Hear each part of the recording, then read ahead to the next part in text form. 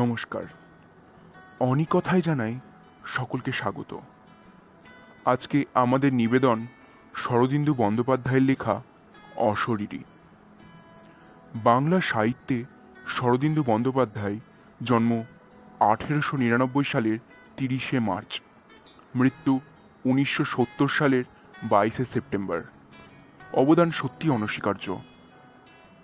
তার জন্ম উত্তরপ্রদেশের জৌনপুর শহরে। আদি নিবাস উত্তর কলকাতার বরানগর কুঠিঘাট অঞ্চলে। তার রচিত প্রথম সাহিত্য প্রকাশিত হয় তার মাত্র 20 বছর বয়সে, বিদ্যাসাগর কলেজে আইন নিয়ে পড়াকালীন। তার সৃষ্ট গোয়েন্দা চরিত্র ব্যোমকেশ বক্সী আজও আমাদের কাছে জনপ্রিয়। এছাড়াও তার সৃষ্টির মধ্যে ঝিন্দের বন্দি, তুঙ্গভদ্রার তীরে, ভূমিকম্পের পটভূমি ইত্যাদি উল্লেখযোগ্য।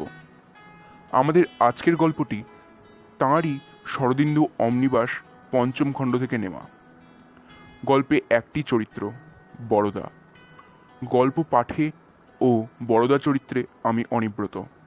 গল্পের সূত্রধার সুদীপ্ত চক্রবর্তী। তো শুরু করা যাক আজকের গল্প অশরীরী।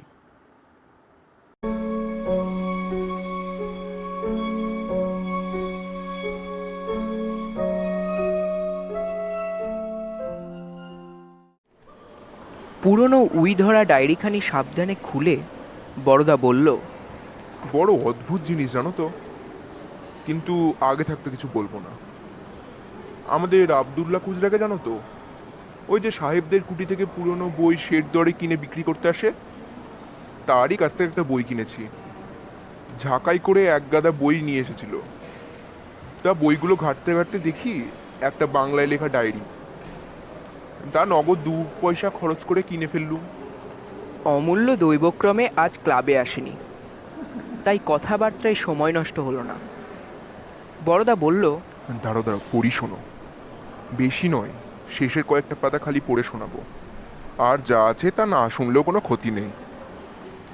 এই ডায়েরির লেখক যে কে তা ডায়েরি পড়ে জানা যায় না, তবে তিনি কলকাতা হাইকোর্টের একজন বড় অ্যাডভোকেট ছিলেন, তাতে সন্দেহ নেই। তাহলে পড়ি শোনো।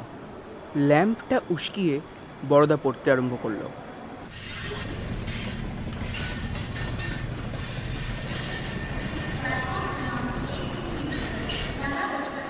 7ই ফেব্রুয়ারি। আজ মুঙ্গেরে এসে পৌঁছালাম। স্টেশন থেকে পীরপাহাড় প্রায় মাইল 3 দূরে, শহরের বাইরে। মুঙ্গের শহরের যেটুকু দেখলাম কেবল ধুলো আর পুরনো সেকেলে বাড়ি। যাই হোক, আমাকে শহরের মধ্যে থাকতে হবে না, এটাই রক্ষা। স্টেশন থেকে আসার পথে কেল্লার ভেতর দিয়ে আসলাম। কেল্লাটা মন্দ নয়, পুরনো মীর কাসেমের আমলের কেল্লা, গড়খাই দিয়ে ঘেরা। প্রাকারের ইট পাথর অনেক জায়গায় খসে গেছে। বড় বড় গাছ উঁচু প্রাচীরের ওপর জন্মে শুষ্ক গড়খাইয়ের দিকে ঝুঁকে পড়েছে। একদিন এই গড়ের প্রাচীরে সতর্ক শান্তি পাহারা দিত। প্রহরে প্রহরে দুর্গের দরজায় নাকারা বাজত। সন্ধ্যের সময় লোহার তোরণ দ্বার ঝনাৎকার করে বন্ধ হয়ে যেত। কল্পনা করতে মন্দ লাগে না। পীরপাহাড়ের বাড়িখানি চমৎকার।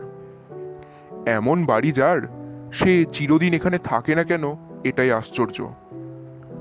যাই হোক, পাহাড়ের ওপর নির্জন প্রকাণ্ড বাড়িখানিতে একা 1 মাস থাকতে পারবো জেনে ভারী আনন্দ হচ্ছে।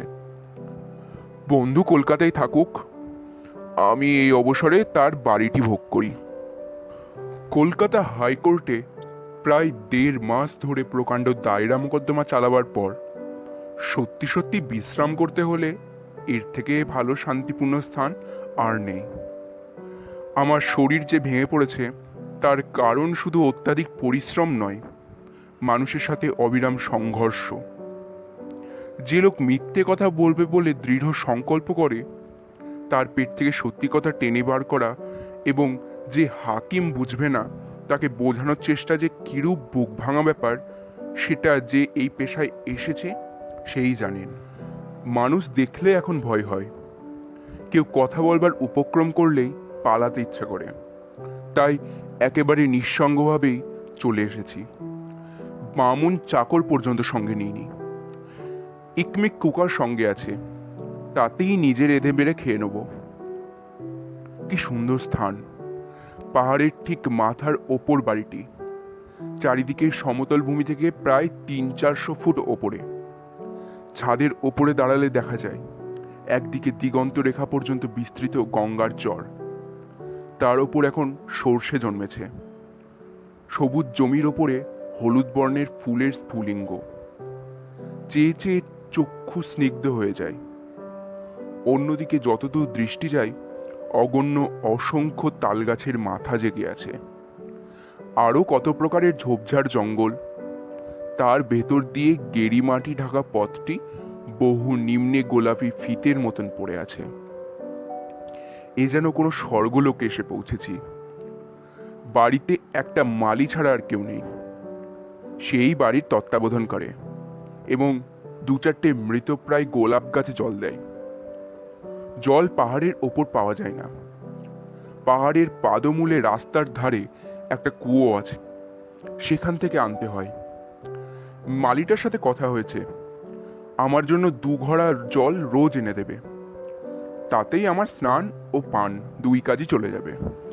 মালিটাকে বলে দিয়েছি এর চেয়ে বেশি সময় যেন আমার সামনে না আসে। আমি একটু একলা থাকতে চাই। 8ই ফেব্রুয়ারি। কাল রাত্রে এত ঘুমিয়েছি যে জীবনে বোধহয় এমন ঘুম ঘুমাইনি। যখন ঘুম ভাঙল তখন বেলা 7টা। ভোরের রৌদ্র খোলা জানলা দিয়ে বিছানায় এসে পড়েছে। গোছগাছ করে সংসার পেতে ফেলেছি। সঙ্গে কিছু চাল ডাল আলু ইত্যাদি এনেছিলাম, তাতে আরও 3-4 দিন চলবে। ফুরিয়ে গেলে মালিকে দিয়ে শহর থেকে আনিয়ে নেব। ট্রাঙ্কগুলো খুলে দেখলাম প্রয়োজনীয় দ্রব্য সবই আছে। দাড়ি কামাবার সরঞ্জাম, সাবান, তেল, আয়না, চিরুনি, কিছুই ভুল হয়নি। 1 বান্ডিল ধূপের কাঠিও রয়েছে দেখলাম। ভালোই হলো। এখনো অবশ্য একটু শীত আছে, কিন্তু গরম পড়তে শুরু করলে মশার উপদ্রব বাড়তে পারে। চাকরটার বুদ্ধি আছে দেখছি। কতগুলো বই ও কাগজ পেন্সিল ট্রাঙ্কের মধ্যে ঢুকিয়ে দিয়েছে। যদিও এই 1 মাসের মধ্যে বই স্পর্শ করব না প্রতিজ্ঞা করেছি, তবুও হাতের কাছে 2-1খানা থাকা ভালো। বইগুলো কিন্তু একেবারেই বাজে। পরলোক ভূত দর্শন, উন্মাদ ও প্রতিভা, এসব বই আমি পড়ি না। চাকরটা বোধহয় ভেবেছে আইন ছাড়া অন্য যে কোনো বই পড়লেই আমি ভালো থাকব। সে একটু আধটু লেখাপড়া জানে। সাধে কি বলে, অল্পবিদ্যা ভয়ঙ্করী। এখানেও একটা ছোট্ট লাইব্রেরি আছে দেখছি। একটা ক্ষুদ্র আলমারিতে গোটা কয়েক পুরাতন উপন্যাস, অধিকাংশই সম্মুখের ও পশ্চাতের পাতা ছেঁড়া। তা সে যাই হোক, পড়বার যদি ইচ্ছা হয় বইয়ের অভাব হবে না। দুপুরবেলাটা ভারী আনন্দে কাটল। শূন্য বাড়িময় একা ঘুরে বেড়ালাম। পাহাড়ের ওপর এই বৃহৎ বাড়ি কে তৈরি করেছিল, এটার কোনো ইতিহাস আছে কিনা কলকাতায় ফিরে বন্ধুকে জিজ্ঞাসা করব। বাড়ি যেই তৈরি করুক, তার রুচির প্রশংসা করতেই হয়।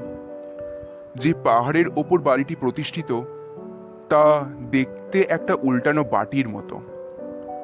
কবি হলে আরো রসালো উপমা দিতে পারতাম, হয়তো সাদৃশ্যটাও আরো বেশি হতো। কিন্তু আমার পক্ষে উল্টানো বাটি যথেষ্ট। সাদা বাড়িটি তার উপর মাথা তুলে আছে। বাড়িটা যেমন বৃহৎ তেমনই মজবুত। মোটা মোটা দেওয়ালের মাঝখানে বিশাল একটা ঘর। নিজের বিশালতার গৌরবে শূন্য আসবাবহীন অবস্থাতেও সর্বদা গম গম করছে বাড়িটি।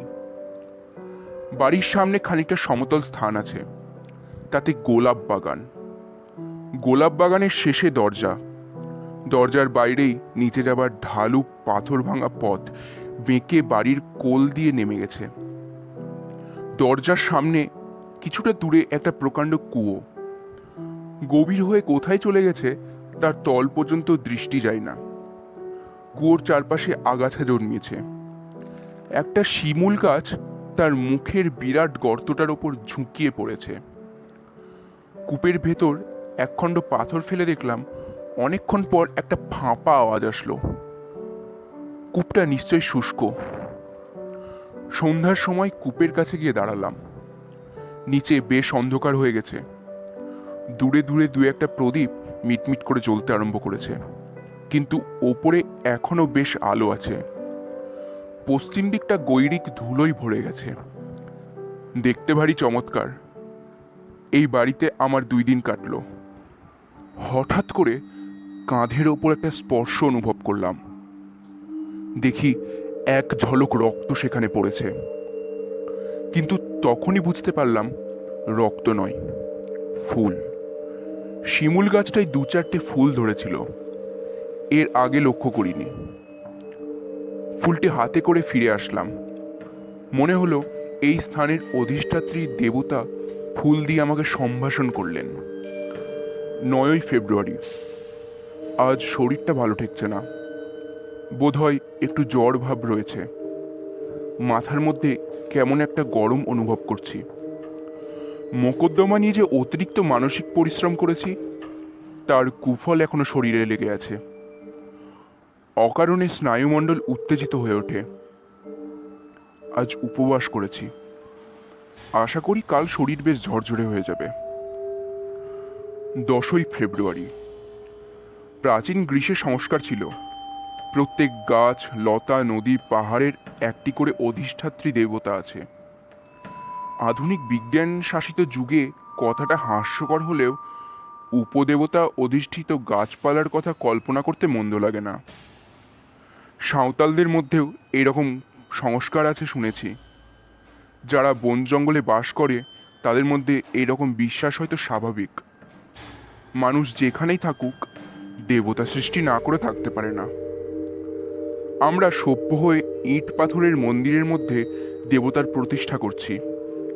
যারা বনের মানুষ তারা গাছপালা, নদী নালা এতেই দেবতার আরোপ করে সন্তুষ্ট থাকেন। আত্মবিশ্বাসের যেখানে অভাব সেখানেই দেবতার জন্ম।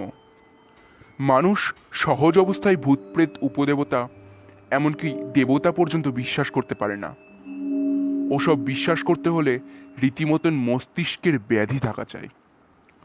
কিন্তু সে যাই হোক, উপদেবতার কথা ভাবতে বেশ লাগে। আমার ওই শিমুল গাছটা যদি একটা দেবতা থাকতো তাকে দেখতে কেমন হতো? কিংবা অত দূর যাওয়ার প্রয়োজন কি? এই পাহাড়টারও তো একটা দেবতা থাকা উচিত। তিনি বা কেমন দেখতে শুনতে? তিনি যদি হঠাৎ একদিন আমাকে দেখা দেন তাহলে কেমন হয়? 11ই ফেব্রুয়ারি।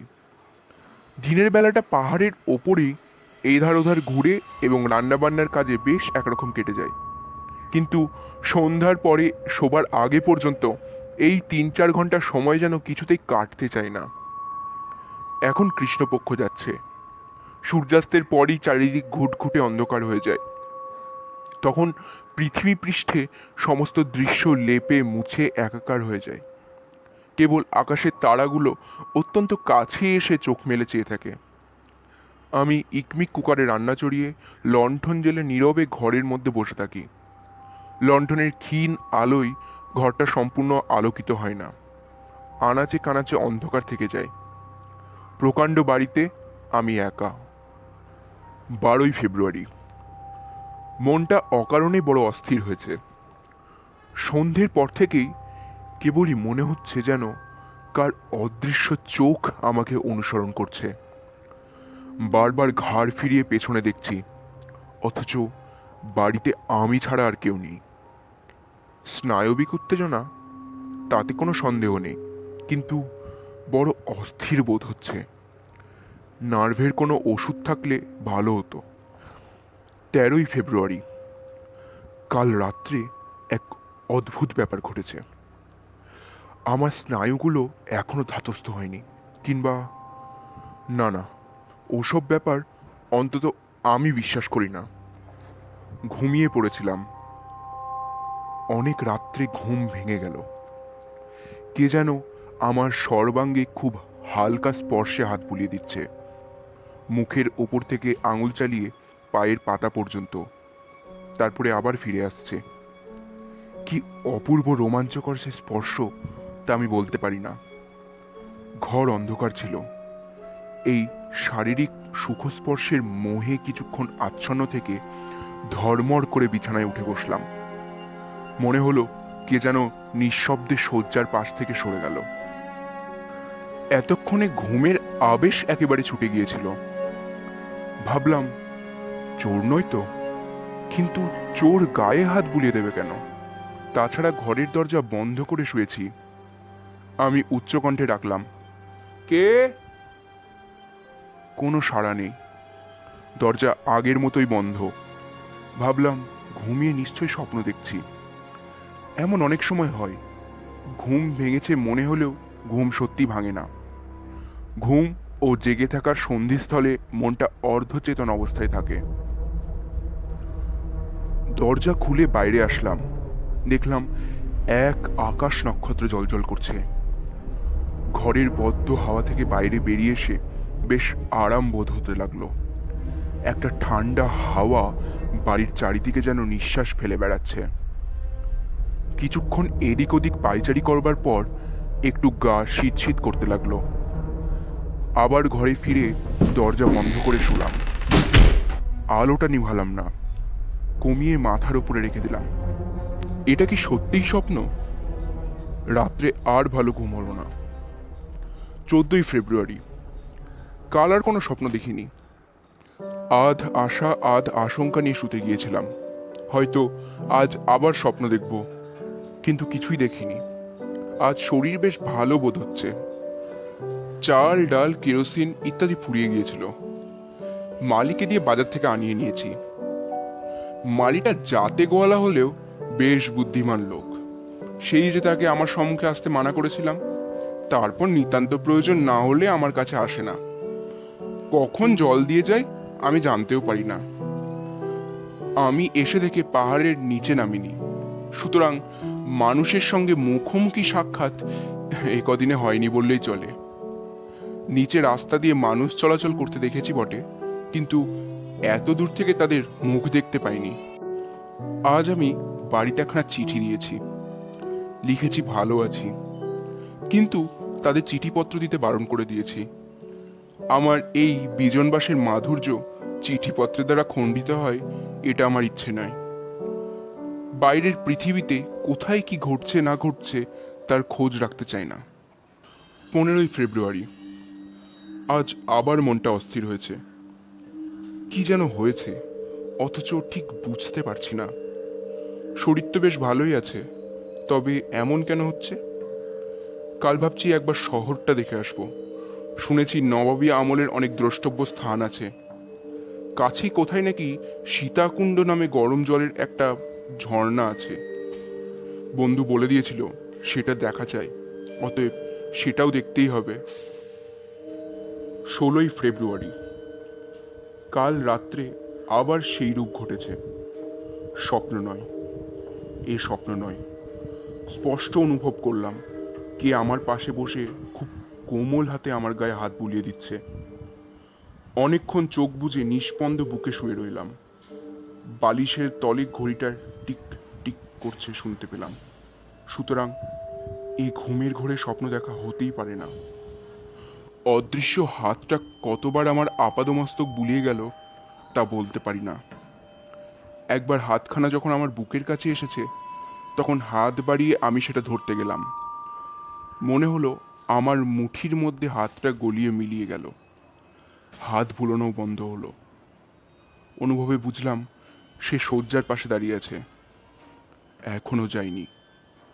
আমি চোখ চেয়ে শুয়ে রইলাম, সেও দাঁড়িয়ে রইল। ঘর অন্ধকার, কিছুই দেখতে পাচ্ছি না।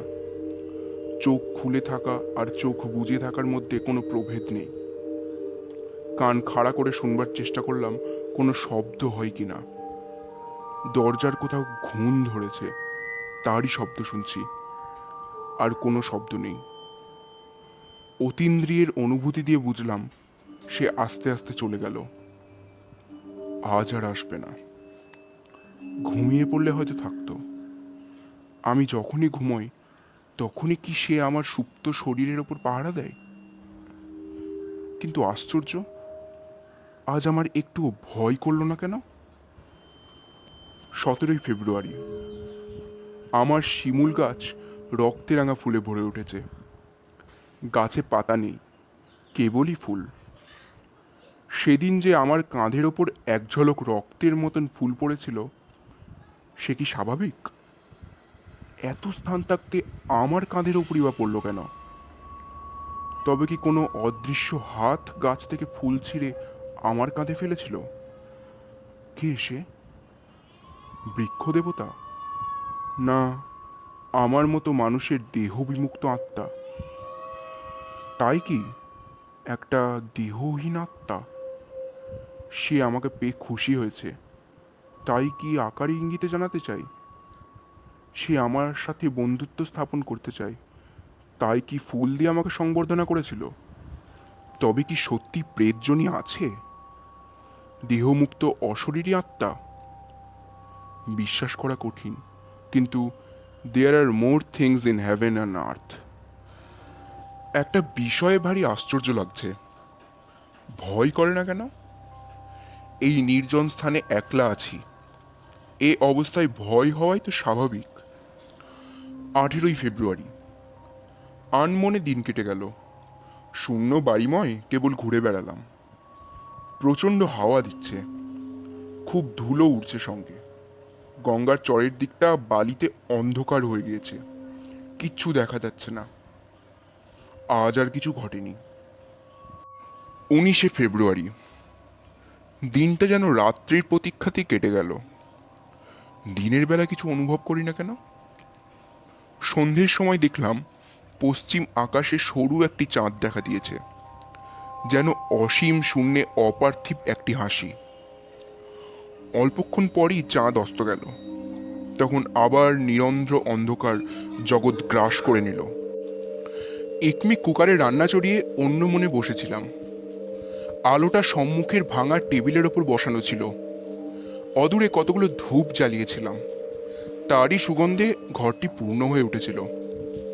আর তো যা হোক, একটা কিছু না পড়ে থাকা যায় না। বসে বসে হঠাৎ কি মনে হলো, বাক্স থেকে সেই প্রেততত্ত্ব সম্বন্ধে বইখানি বার করে পড়তে আরম্ভ করলাম। গল্প, নেহাতি গল্প। সত্য অনুভূতির ছায়া মাত্র এসব কাহিনীতে নেই। আমি যেমন করে তাকে অনুভব করছি, চোখে না দেখেও সর্বাঙ্গ দিয়ে তার অস্তিত্ব উপলব্ধি করছি, সেভাবে আর কে প্রত্যক্ষ করেছে? এরা লিখেছে চোখে দেখেছে। চোখে দেখা কি যায়? যে আমার কাছে আসে সে কেমন দেখতে? আমার মতোই কি তার হাত পা মুখ আছে? মানুষের চেহারা, না অন্য কিছু? বই থেকে চোখ তুলে ভাবছি, এমন সময় আমার চোখের সামনে এক আশ্চর্য ইন্দ্রজাল ঘটল। ধূপের কাঠিগুলো থেকে যে ধূপ রেখা উঠছিল, তা শূন্যে কুণ্ডলি পাকিয়ে পাকিয়ে যেন একটা বিশিষ্ট আকার ধারণ করতে লাগলো। অদৃশ্য কাঁচের শিশিতে রঙিন জল ঢাললে যেমন তার শিশির আকারটি প্রকাশ করে দেয়, আমার মনে হলো ওই ধোঁয়া যেন কোনো অদৃশ্য আধারে প্রবেশ করে ধীরে ধীরে আকারত্ব প্রাপ্ত হচ্ছে। আমি রুদ্ধ নিঃশ্বাসে দেখতে লাগলাম। ক্রমে ধূসর রঙের একটি বস্ত্রের আভাস দিল। বস্ত্রের ভেতর মানুষের দেহ ঢাকা আছে। বস্ত্রের ভাঁজে ভাঁজে তার পরিচয় পেতে লাগলাম। ধূপকুণ্ডলী মূর্তি গড়ে চলল। আবছায়া মূর্তির ভেতর দিয়ে ওপারের দেওয়াল দেখতে পাচ্ছি, কিন্তু তবু তার আদল দেখে বেশ বোঝা যাচ্ছে একটা মানুষের চেহারা। ধূপ পাকিয়ে পাকিয়ে ওপরে উঠতে উঠতে ক্রমে মূর্তির গলা অবধি পৌঁছল। এবার তার মুখ দেখতে পাবো। কিরকম সে মুখ? বিকট, ভয়ানক। কিন্তু ঠিক সেই সময় হঠাৎ সব ছত্রাকার হয়ে গেল। জানলা দিয়ে একটা দমকা হাওয়া এসে ওই ধূপ মূর্তিকে ছিন্ন ভিন্ন করে দিল। মুখ দেখার হলো না। প্রতীক্ষা করে রইলাম যদি আবার দেখতে পাই, কিন্তু সে মূর্তি গড়ে উঠল না। 20 ফেব্রুয়ারি। সে আছে, তাতে তিলমাত্র সন্দেহ নেই। এটা আমার গরম মাথার কোনো কল্পনা নয়।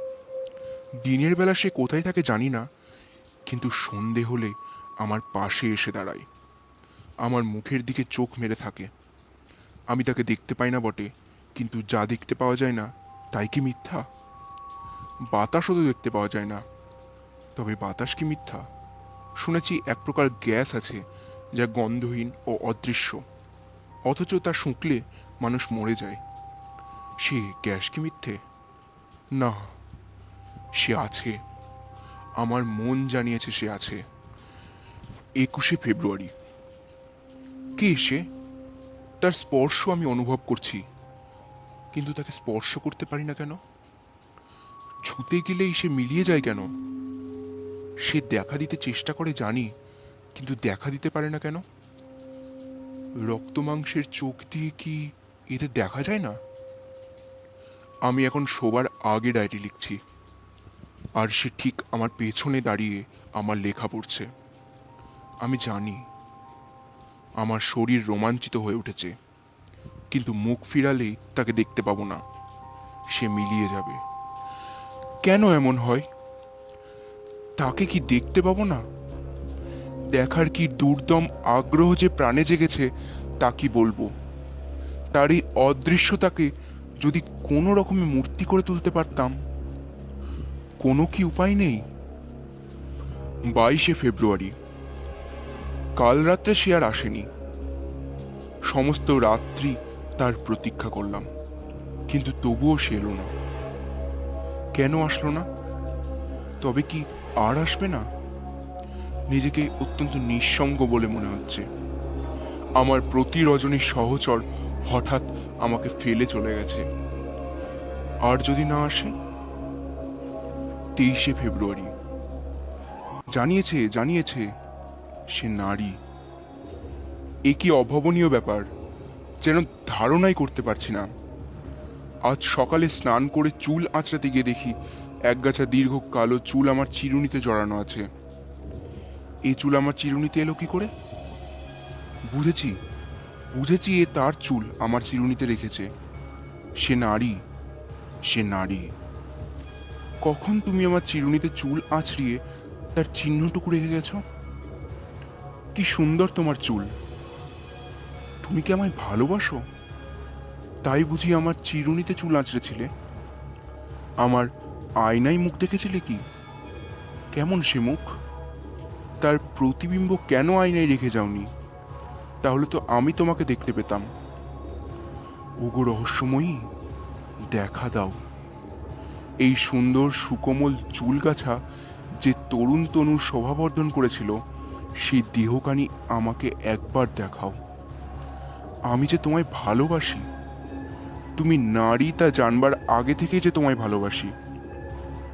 কেমন তোমার রূপ? ওই যে শিমুল ফুল দিয়ে আমায় প্রথম সম্ভাষণ করেছিলে, তারই মতো দ্বিকালো করা রূপ কি তোমার? তাই কি নিজের রূপের প্রতিচ্ছবি আমার কাছে পাঠিয়েছিলে?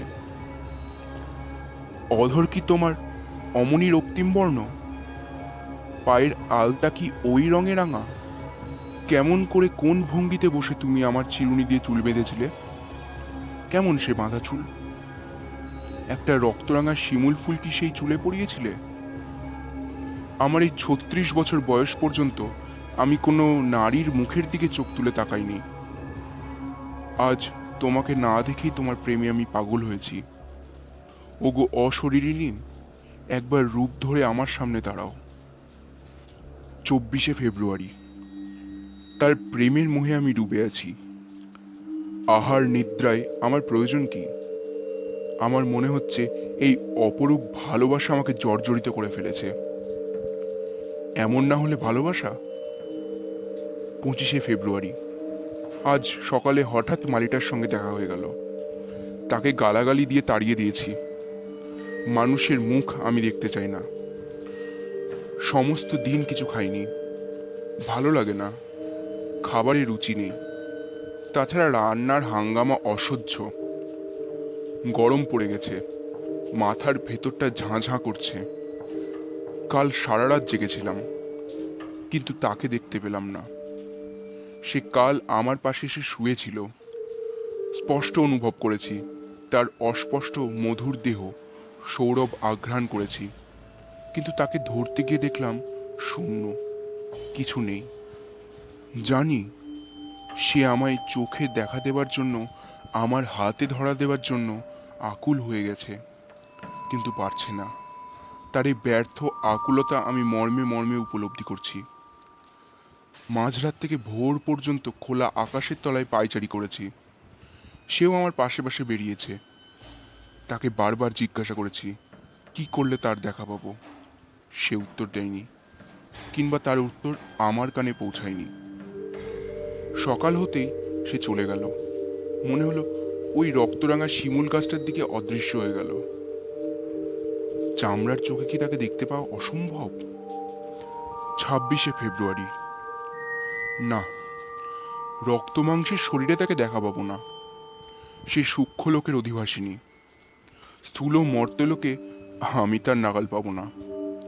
আমার এই জড় দেহটাই ব্যবধান হয়ে আছে। 27শে ফেব্রুয়ারি। খাবার নেই, ঘুম নেই, মাথার মধ্যে আগুন জ্বলছে। আয়নায় নিজের মুখ দেখলাম। এ কি সত্যি আমি, নাকি অন্য কেউ?